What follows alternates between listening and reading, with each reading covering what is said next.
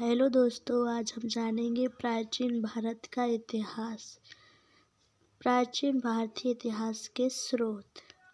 प्राचीन भारतीय इतिहास के विषय में जानकारी मुख्यतः 4 स्रोतों से प्राप्त होती है, जो इस प्रकार हैं: धर्म ग्रंथ, ऐतिहासिक ग्रंथ, विदेशियों का विवरण, पुरातत्व संबंधी साक्ष्य। धर्म ग्रंथ एवं ऐतिहासिक ग्रंथ से मिलने वाली महत्वपूर्ण जानकारी।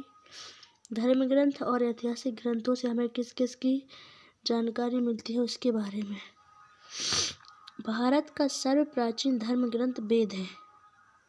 वेद कितने हैं? 4।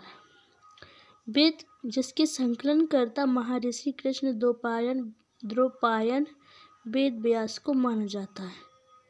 वेद है जो वसुदेव कुटुंबकम का उपदेश देता है। भारतीय परंपरा में वेदों को नित्य तथा अपौरुष से मानती है। वेद कितने प्रकार के होते हैं? वेद 4 प्रकार के होते हैं: ऋग्वेद, यजुर्वेद, सामवेद, अथर्ववेद। इन 4 वेदों को संहिता कहा जाता है। ऋग्वेद रचनाओं के क्रमबद्ध ज्ञान के संग्रह को ऋग्वेद कहा जाता है। इसमें 10 मंडल, 1028 सूक्त, 12 पाठ के 11 सूक्तों सहित एवं 10,462 रचनाएं हैं। इस वेद के रचनाओं के पढ़ने वाले ऋषि को होत्र कहते हैं। इस वेद से आर्य के राजनीतिक प्रणाली, इतिहास एवं ईश्वर की महिमा के बारे में जानकारी मिलती है। विश्वामित्र द्वारा रचित ऋग्वेद के 3रे मंडल में सूर्य देवता सावित्री को समर्पित गायत्री मंत्र है। इसके 9वें मंडल में देवता सोम का उल्लेख है। इसके 8वें मंडल की हस्तलिखित रचनाओं को खिल कहा जाता है।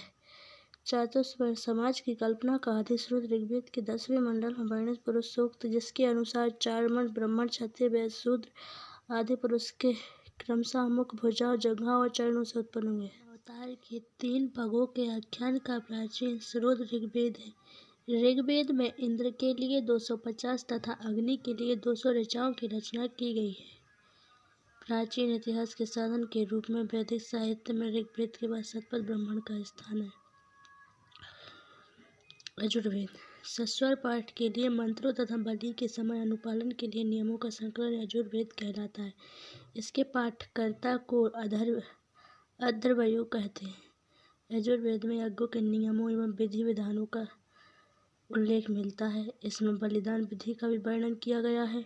यह एक ऐसा वेद है जो गद्य पद्य दोनों में है। गद्य और पद्य दोनों में मिलता है। सामवेद, साम का अर्थ होता है गान।